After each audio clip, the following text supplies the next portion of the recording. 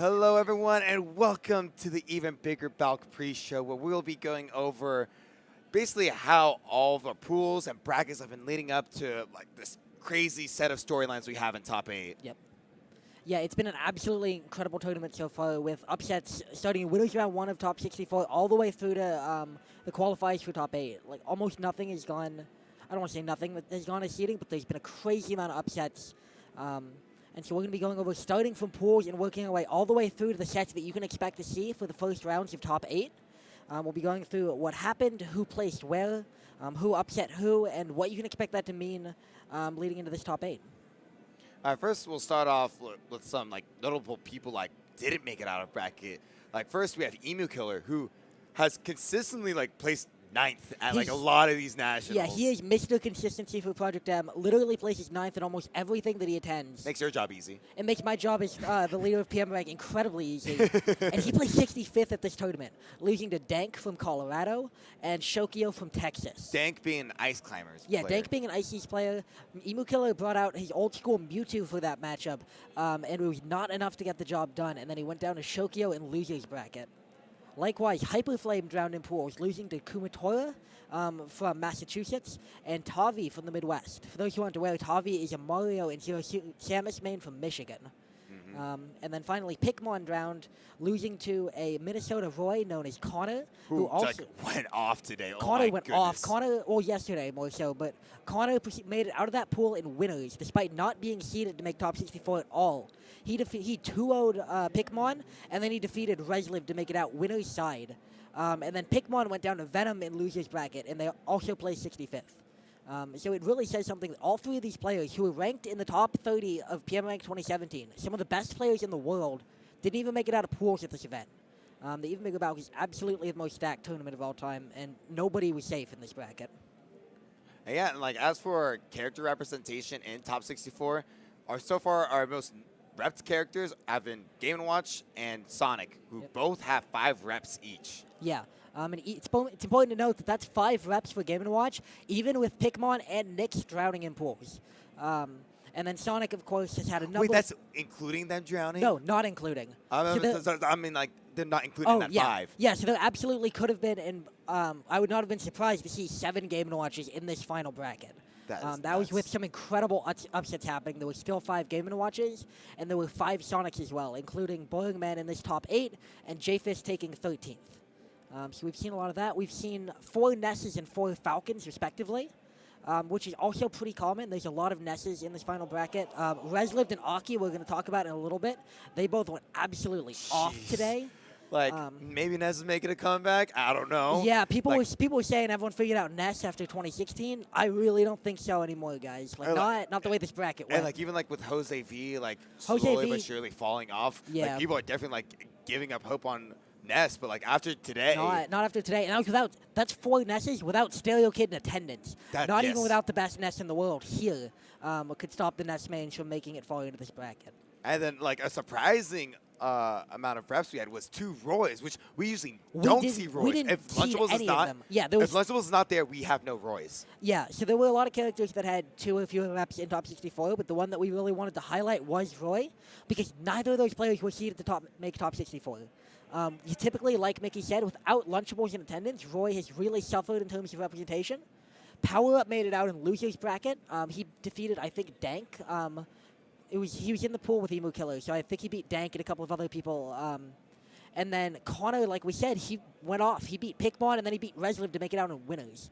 In a crazy string of upsets. And then I think he placed 33rd. Yeah, he placed 33rd today. So incredibly respectable for someone who I think was probably really slept on going into this event. He was hugely slept on. And, like, I hear people talking around the venue, like, dude, that Connor guy is so good. Oh, yeah. Like, I even, like, heard Venom, like, talking to me, like, dude, like, that guy's pivots are insane. Like, he'll be, like, his pivot fairs are, like, so super hard to contest. Yeah. Like, I was talking to Pikmon after his set, and he's like, yeah, I can't even be mad. That guy was just incredible. Like, he said his pivots were on point, his combo game was on point. Roy's punish game is absolutely brutal when used correctly, and it sounds like Connor really mastered it this weekend. Yeah, he lost to Bacon Pancakes in winners, Lost to Bacon Pancakes. Like, it appeared like he was, like, very competitive at that set, too. I think it was 3-1. That one was close as well. I can pull up right now who he lost to in losers. But nonetheless, incredibly impressive We lost to performance. Aki and from Connor. Losers. Lost to Aki and Losers, who has a ton of practice from Power Up himself. So no stranger to the Roy matchup. But nonetheless, a really impressive performance from both of those Roys. And then in bracket today, there was some crazy winners and losers runs. Literally the second set of the day, I Love Bagels took out Malachi, the second seed of the entire tournament. That set was one that I had the pleasure of commentating, and he went up 2-0 on Malachi's Peach.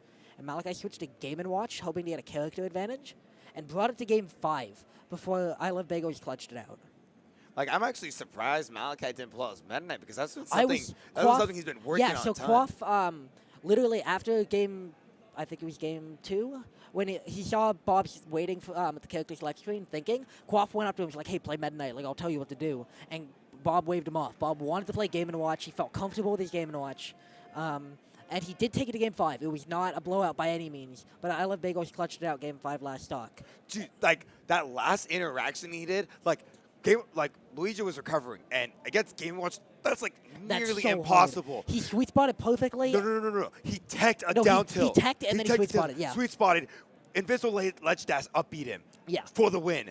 I was like, the ball's on the man to do that. No, Bagels was incredibly clutch. That's like one of the most clutch things I witnessed. Yeah, and to maintain composure after you go up 2-0 on one of the best players in the world, be brought to Game 5 by an unexpected counter pick, be down and off stage on your last stock against someone who's notoriously good at edge guarding, and then have the composure to bring that back was incredible. Oh my God. And he did the exact same thing. He also clutched out a Game 5 win against J-Fist, giving himself a ride to winner's quarters of his bracket and guaranteeing himself his eventual 9th place finish at Even Bigger Balc. Like, that was like way and up and beyond what people expected out of Bagels. He was not, for context, Bagels was not expected to make it out in winners of pools. He was a third seed in his pool, upset Aki to make it out, and then went absolutely off today. So he was seeded somewhere in the 30s for this tournament, and then proceeded to place 9th. That's incredible from Bagels, and Yeah. Arizona is so happy for their boy. Arizona popped off. Yeah, we were on the AZPM stream too for Malachi versus Bagels, and Z-Man, I don't even know how he managed to run stream. He was just popping off the entire time. It was incredible.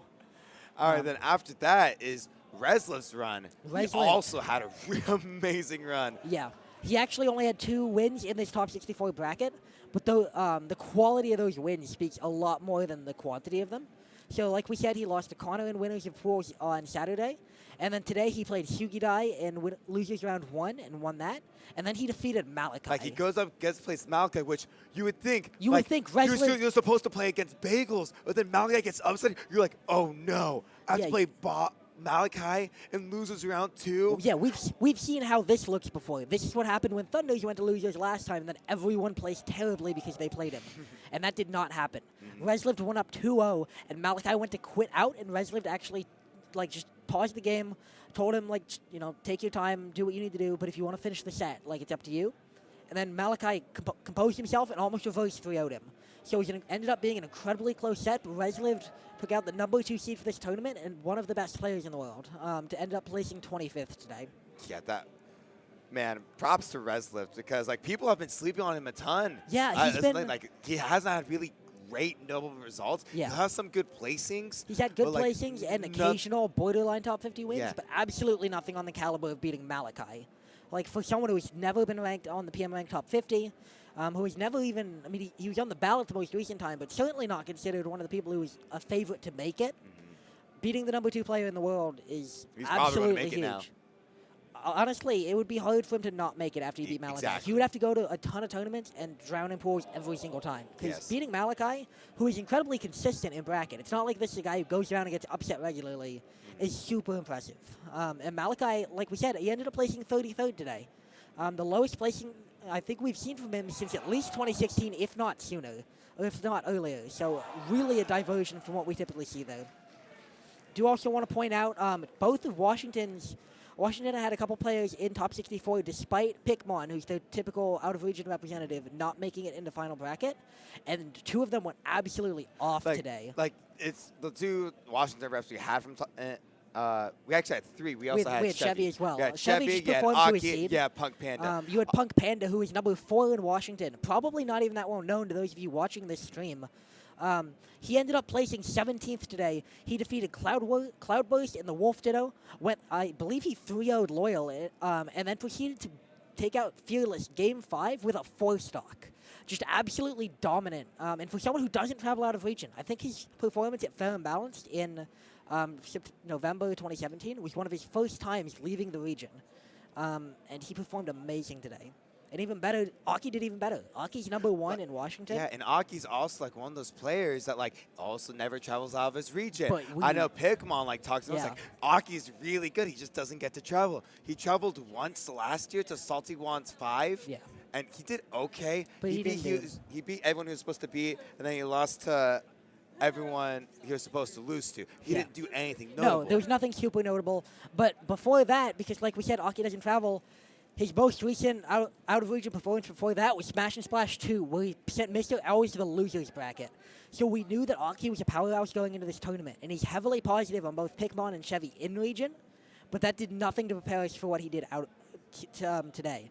He took out Bubbles from New York, finally ended Connor's bracket run, took out Blitz from Canada, and then defeated Ron Gunshoe, who's been one of the up-and-comers of 2018 for a crazy 13th place He finish. just came off, was it 5th place or 4th place? Fifth at Smash and Splash, second at Frozen Phoenix 2018. And Ron Gunshoe was one of the people who was plausibly expected to make top 8 at this bracket. And he went out to Aki for 17th place, which was really surprising to a lot of people, and a huge win for Aki. An incredible run by both Aki and Punk Panda. Picking up the slack with Pikmon. Oh, absolutely. Like, probably their best player, Drowning. Yeah, Pikmon is... He's not consistently ranked in Washington because he lives in NorCal part of the time, so it's hard to know where he's ranked at any given moment. Yeah. But he's consistently seen as one of the top 2 players in the region along with Aki. So the fact that he drowned, I think, may have made some Washington players feel as if they didn't have a great chance of doing well in this bracket. But Power Up and Chevy both performed pretty well, and then, of course, Punk Panda and Aki went off today and made really impressive runs. So good job to both of them. We do want to point out before moving into setting up today's top 8 sets that Flip and Kais were also both upset in this bracket. Flip was upset by Blank in winners, who is now sitting in winners semis, and then by Boiling Man in losers, after getting reverse 3-0'd by Boiling Man Sonic. Like, in that set, Boring Man went Meta Knight for the first 2 games. And they were not close. Looked physically, visibly frustrated. He was frustrated. He looked like he didn't know what to do.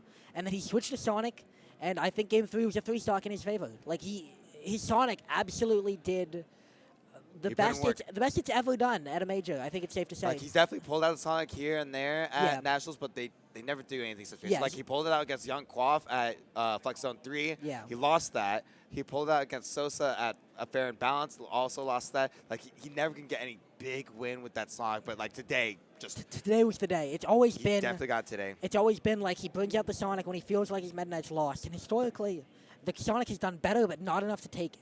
That's been the case against Malachi, against Sosa, against Young Quaff. But today, with more practice and more just exposure to different matchups, today was the day for Boring Man Sonic, and he was able to reverse 3-0 flip, which was crazy impressive. And then he also beat Kais. Then he took out Kais. I believe he 3-1. He also defeated J-Fist right before that as well. Yeah, defeated J-Fist and then defeated Kais. Kais was knocked out at 9th place as the 4th seed for this tournament. He lost to Bacon Pancakes and Boring Man, both of whom are now sitting pretty in top 8.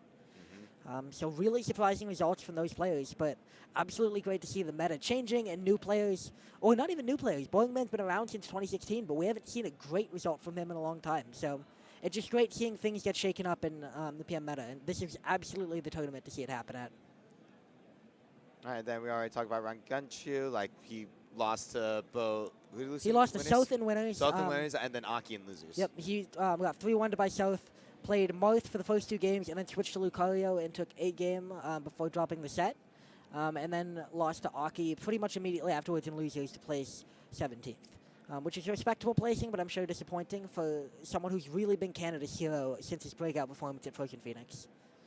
So we'll see how he bounces back from that at his next major. But now, for the reason why you're all here, for the 8 players that are still alive in this bracket. They've made it through 419 other players to make it the top 8 at the most stacked tournament in Project M history. And we could not be more excited for the top 8 that's about to happen. They've all, were at the verge of losing so many sets. Yep, every one of these players was pushed to the absolute limit. And now we see them in top 8 at the biggest tournament of all time. And I think any one of these players could plausibly make a run. Any one of them could win this tournament. There are 8 incredible players on that screen in front of you right now. So as for the matchups, we have Sosa versus Bacon Pancakes. Then that's for the first winner semis. The second winner semis will be Blank versus Thunder's Rain. Losers, we have Envy versus Boring Man. Then as the first losers quarters and then the second losers quarters will be Fuzz versus Tech Boy. Yep. So we have 2 SoCal, 2 NorCal, 1 Midwest, 1 Texas, and 1 New York, New Jersey. 1 New York, New Jersey, then 1 MTVA. Yep. So we have tons of regional representation right now, but really the West Coast has showed up strong, which is something that we didn't see a ton at Bigger Balc last year. We haven't seen strong West Coast representation in quite a while. And not in their own region too. Like it's not been uncommon that people come to SoCal and they beat SoCal except for Sosa. Today, SoCal did great. Nezoji took out Dirt Boy to make it into winner's side of top 64. You have Blank and Sosa both in winner's semis, so top 8 of winner's side of top 8. SoCal just did really well today, and every region has really been shown up. They've had a rep in top 8 that they can cheer for. It's going to be an incredibly high top 8. And we're going to be kicking it off with Fuzz versus Tech Boy, who are 2 of 2017's breakout players. I think it's safe to say that a lot of people had no idea who Tech Boy was when 2017 started, and probably not that many people had heard of Fuzz either. And then Fuzz came out of nowhere exactly a year ago, took 3rd place at the Bigger Balc over Sosa and Switch, and confirmed himself as a top 6 player by the end of the year. Meanwhile, Tech Boy came out of absolutely nowhere in the Midwest, became number 1 in Michigan, and then took home wins over the likes of Thunders by the end of the year. He recently threw out Malachi at Smash and Slash 4, and so it's going to be really interesting to see how these two go. Fuzz was upset. They were actually both upset in bracket by players who, in the same round of winners, finished round 2, I believe. Bacon Pancakes made his way to winner's semis with a win over Fuzz, and then Fuzz made his way back to top 8 over Drug Free Chew, Nezoji, Silver, and I Love Bagels. So really respectable run from him so far, ending the monstrous run from I Love Bagels. And Tech Boy ended up losing to Laud in winners in Peach Ices, which is, of course, a matchup that Laud is very familiar with from Melee. But he did take out South, Twisty, and Kala on his way to top 8, which are a string of matchups that I'm sure he did not particularly want to play. And it's incredibly impressive that he made it through to top 8, despite having to play against Ivy and Peach. These two have actually never played before, so there's going to be a lot of adaptation happening. I don't think either of them even have that much experience against the character from their region. So we can look forward to seeing a lot of adaptation from both players, and this really could be a toss-up, despite the fact that the matchup is generally considered pretty Mewtwo favored. Yeah, it's considered like one of the worst matches in PM in general. Yeah, a lot of people are recently starting to think that Icy's, their bad matchups are nowhere near as bad as people used to say.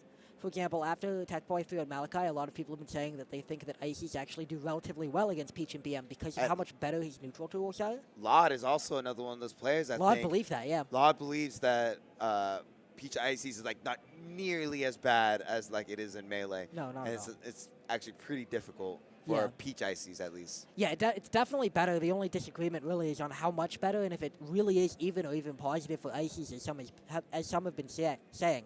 Oh my god, that was a lot of mispronunciation right there. But yeah, so that's going to be a really interesting matchup. Like I said, it's considered Mewtwo favored, but Fuzz hasn't fought Icy's before. He hasn't played Fresh or Tech Boy ever, who are the two notable Icy's in PM. And Tech Boy has never fought a notable Mewtwo, so we're going to have to see how that one plays out. All right, and then for the next losers quarters match, we have Envy versus Boring Man. Boring Man, after like quite a while of like underperformance on his standards, placing pretty low at both Smash and Splash 4 and Flex Zone 2. To make it to top 8 at this event is like huge for him. With wins over Nogrilla, Flip, J-Fist, and Kai's. Like that's such a stacked lineup to win against. No, that is he did not have an easy bracket to make it this far at all. And for someone who, no disrespect at all intended to Arsenals, but someone who lost to people who I think he was quite upset to lose to at Smash and Splash, losing to Arsenals and Fearless, to come back at this tournament after really having a shaky start to 2018 and perform absolutely amazingly, pulling out both of his characters. His Sonic performing well for really the first time to quite this extent is really fantastic to see for Boring Man as someone who's really been established for about 2 years now as a top player and who's recently has been more questioned thanks to lackluster results. And then on the other side, we have Envy, who he's basically one of the most consistent players out there. Oh, yeah. At least this year.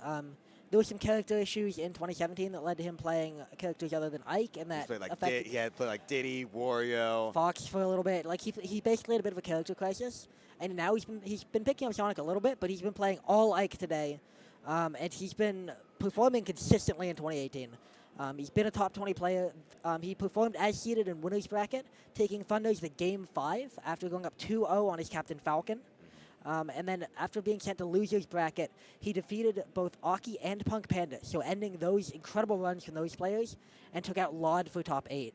that was definitely a nail-biting set as well. That was a nail-biter, yeah. I don't know how these players are still going. The fact that they're able to play at this high of a level and remain calm and do it for so long is absolutely incredible. The stamina from these guys is nuts. So that one's going to be really exciting. Envy vs. Boiling Man actually did happen earlier this year at the local leading up to Flex Zone 3. But Boiling Man played Sonic while he was trying to learn the character, and he got 3-0'd by Envy's Ike. Today, we can expect him to be playing his classic Meta Knight because that's considered a really hard matchup for Ike. And so we can expect to see at least a much closer set than happened at the local leading up to Flex. If not, a positive matchup for Boiling Man. So we're Boiling Man, Flex Zone, I get confused. But yeah, so we can expect a really close set there. I'm really excited to see how that plays out because we really don't see these two players travel much. Boiling Man rarely leaves California. Envy rarely leaves the East Coast. He typically goes to New York or Connecticut, but outside of that, stays in New Jersey. So seeing these two players face off in top 8 is going to be incredible. Yeah, and Envy is also like just no slouch of the matchup as well. Oh, no. Usually beats Boyko, is splits with Envy. Sorry, not Splits Envy. with Emu Killer. He doesn't have much of a record against Quaff recently. He's played like once. Yeah, he won their only time, but there was some controller issues happening there. But generally speaking, despite this being a really negative matchup for Ike, he makes it work against some of the best Meta Knights in the world out in New York, New Jersey. So let's see what he can do against the best Meta Knight on the West Coast. All right, on to the winner side of the bracket. We're going to have Sosa versus Bacon Pancakes. Bacon Pancakes has had a pretty strong year so far. He got 5th at Smash in Delphi 2018. Beat Fuzz and Kais to get to his way to winner semis to face off against Sosa. And then... Yeah, he dropped one game to Fuzz and Kais combined, who were the 4 and 5 seeds of this tournament. And he played absolutely dominantly in both sets. His technical item play, his fantastic neutral ability, and his ability to convert punishes with Diddy, which is a character not notorious for having a crazy strong punish game, really gave him the edge in those sets. And he'll need every edge he can get against Sosa. Like, he gets people to think he's going to hit you in one way, then hits him with another to get that DI mix up and set up for these kills that Diddy usually struggles to get. Yeah, Diddy's so notorious for having to... The running joke is that Diddy has to get you to 140 with chip damage and then hit you with nair. And that's not at all what we've been seeing today from Bacon Pancakes. We've been seeing edge guards, we've been seeing hard read tech chases with smash attacks. He's been getting those early kills that you really need to place this highly in a bracket. You can't afford to have players living to 160 every stock, and that's not what we saw from him. Yeah, but unfortunately for Bacon Pancakes, so his opponent in winner semis is going to be Sosa, like probably the most dominant player in 2018 so far. He's won like everything. For context, Sosa has literally lost 3 sets this year. He's lost 1 tournament. He's lost 3 different sets to 3 different players. 2 of them are not even in this venue right now. Switch and Lunchables were not able to make it to the even bigger Balc. Malachi, the only other person to have... it was DVD and Lunchables, not Switch. DVD and Lunchables are not here. Malachi, who's the only other person to have taken a set and actually a tournament from him, is currently sitting knocked out of the tournament at 33rd. There is no one left in this top 8 who has taken a set from him in 2018. But there is a matchup that we have yet to see for quite some time, and the last time we saw it, Sosa did not come out on top. It's a matchup that usually happened a ton before, too. Yeah. There's much involvement in that. We'll get to that later. Yep. But another thing I want to point out with Sosa is that, like, he hasn't dropped a set to Diddy since 2016. Yeah, his last set that he dropped to Diddy was he got reset in grand finals by Junebug at EVO 2016, so 2 years ago, and he won the tournament. He has not legitimately lost a tournament or like a set that didn't involve like actually him going to losers or being knocked out of the tournament in longer than he could remember. His adaptation is crazy. He has a fundamentally good understanding of how to play with items and play around them. His combo game is brutal on semi-fast fallers. Bacon Pancakes has had a Cinderella run so far, but he's going to need everything he can get to overcome Sosa. If he can become the 4th player to knock Sosa out of to knock out Sosa this year, that would be huge for him because he was ranked top 15 on PM Rank 2017, but nowhere near considered at the same level as someone like Sosa, who's been the undisputed #1 this year. Like pretty much when they were trying to come up with the PM rank, there's basically a huge gap between 8 and 9. Yeah. To put it into perspective. No, it was between 9 and 10. It was 9 and 10? Yeah, Okay. because DVD and Tech Boy were quite close. After whichever of them was 9, I honestly still can't remember. But basically after 9, there was another tier of players that began with South, and Bacon Pancakes was considered at the lower end of that tier. So still quite a good player, still ranked within the top 16, but not on Sosa's level, not at the level of someone who was ranked 3rd and has since then absolutely exploded in terms of results and skill level, and has lost 3 sets this year. So this is a tough mountain to climb for Bacon Pancakes, but let's see what MDVA's finest can do. All right, and now for our last top 8 matchup. This will be a show. We're going to have Thunders versus Blank, NorCal versus SoCal, and this is Thunders. This is the old guard versus the new right here. Thunder's reign, for those of you who are just tuning into the Even Bigger Balc and maybe haven't followed the PM scene super closely, it is actually quite uncommon to see Thunder's reign in brackets these days. He announced this is the second time, right? Second time in 2018. The last time he played Ganondorf. He did not play DK or Ganondorf, Falcon. Falco, Marth. Yeah. He played like just a bunch of random characters when Yep. he went to Hawaii for a tournament. Yeah, he went to Hawaii, then he entered Cashed Out, which was in his Oh, yeah, that's region, right. and played only Ganon. He made top 8 at both of those, but he announced at the end of 2017 he didn't want to take PM seriously anymore, didn't want to care about his results. And this is his first major really since then. And pretty much he only came down it because like most of NorCal was already making the check, and he wants to hang with. Yeah, he wanted the to rest of he wanted to see all his friends again, wanted to play doubles with Boiling Man. They ended up placing 2nd in doubles, and just thought he'd entered singles and see what happened. Today, and he still enters locals occasionally, and when he does, he primarily plays Falcon or other secondaries. Today, he's actually played almost entirely Falcon until he gets to the breaking point. Every set he played in top 64 went to game 5, and every time his opponent was 1 game away from beating him, he would switch from Captain Falcon to DK. He had a leeway of 1 game to lose, and he never lost that game. He took game 5 from Chevy, he reversed 3-0'd Envy, and he took 2 games straight from Kais. And his Donkey Kong has yet to drop his Donkey Kong has yet to drop a game in this top 64 bracket. So we'll see if he still tries to take this seriously. If he plays his absolute hardest against Blank and goes DK, 6 months of rust is nothing. He's still one of the best players to ever touch this game. But on the other hand, Blank has had the tournament of his life today. Oh my God! Like from someone who's been following Blank since like he started rising up in like I would say late 2016, early 2017. Yeah. That's when he started to basically make a name for himself in SoCal. Like he started like around 11. 10 on the SoCal PR. Yeah, he lower like end. almost has never dropped. And when he has dropped, it's because like he was inactive for the most part. Only inactivity. He's proven to be an absolutely incredible player, far and away the best CSS in the world right now. And this tournament, I was talking to him, and he's really scared of his bracket. He lost to Young Quaff in Meta Knight Zero Suit at the Bigger Balc last year, and that rematch happened winners round 1 of top 64. And Blank went down 0-2, and with all of SoCal behind him, he completed a reverse 3-0 comeback before clutching out game 5 over Flip.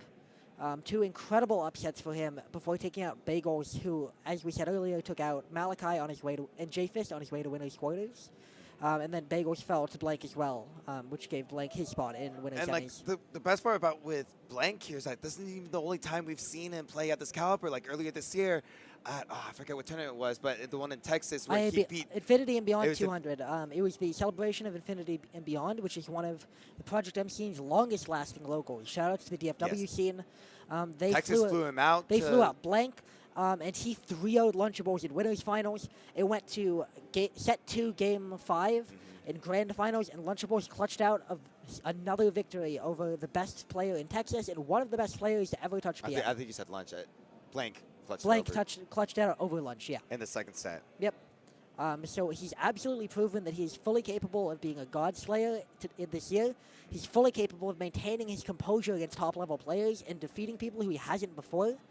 and he's really going to need it in this bracket. When in 2017, when Thunders was still active and competing regularly, he had a 3-0 record over Blank, and while he did lose a set at Poi Poundaz in early 2018, I believe Thunders went primarily Marth in that set. I wasn't there for that, but I was...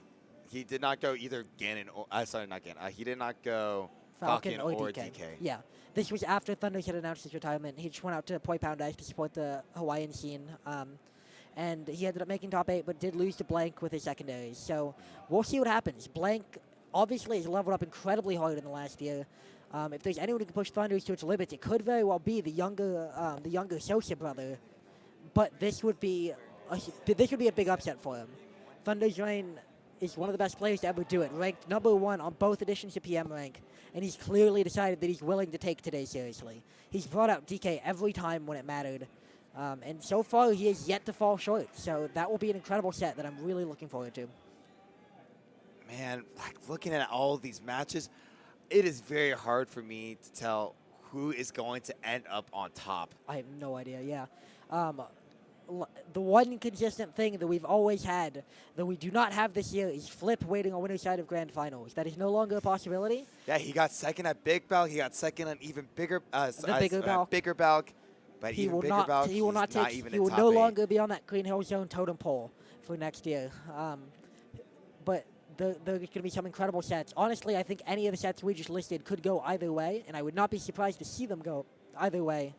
And I would not be surprised to see anyone still in this top 8 make a massive run if they're playing well. So I'm really excited to see that.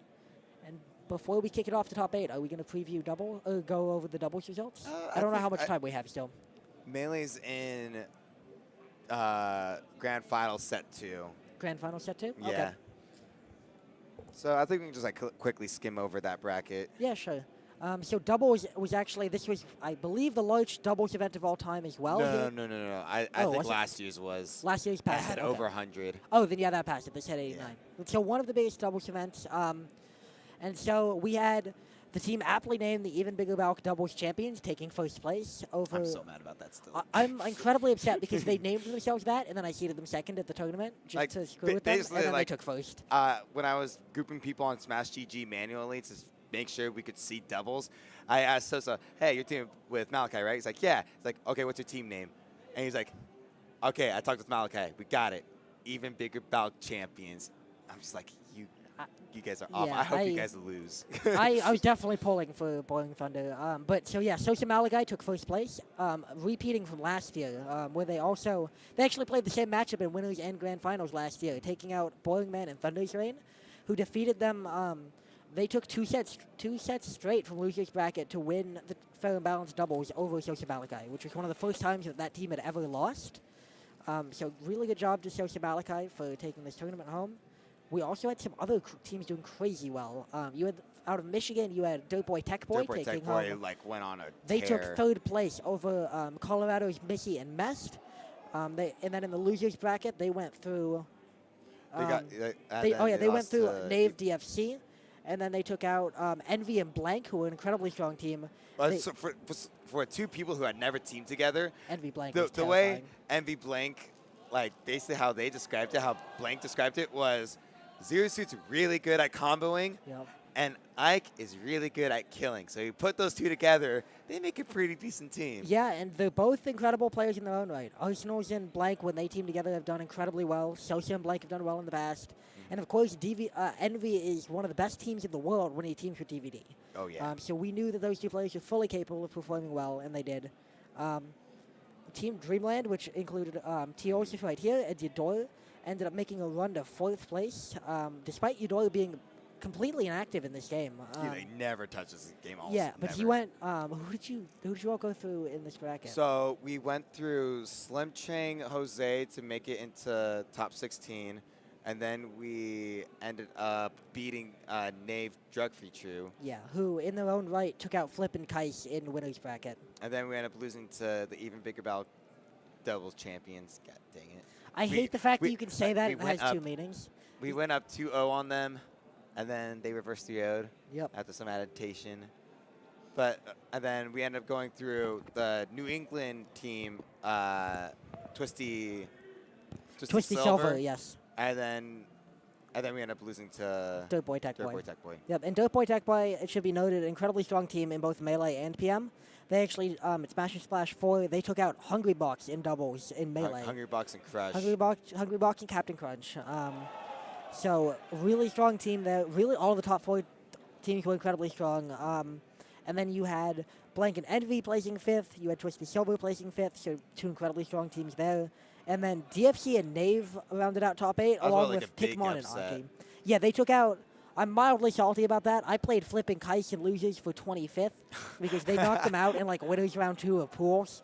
But congratulations to DFC and Nave for really putting Illinois on the map and making top 8 in doubles. And same with Flip Kais didn't even get top 8. No, they got 13th, losing to Pikmon and Aki on their run to top 8.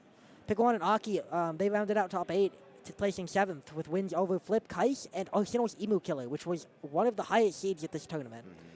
So doubles was full of upsets. You had crazy strong teams not even making it out of pools.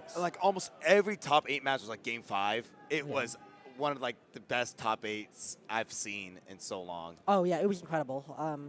So doubles, I highly recommend going back and watching the doubles VODs. They were all fantastic. They basically all demonstrate why PM doubles is so versatile, so amazing. So many matchups. There's so many different team combinations you can do, so many little tricks each team can do. With the Washington guys. Oh, PK Bucket. With the PK Bucket. It's in the team name, yeah.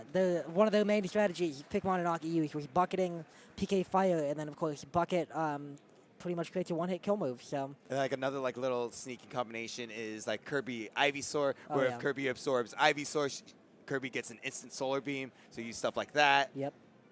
Yeah, there's so many. Really, every character who you might feel struggles in singles is still really, really good in doubles in PM. I've seen Jaden's Bowser do work. Eudora, of course, is fantastic at doubles with Kirby.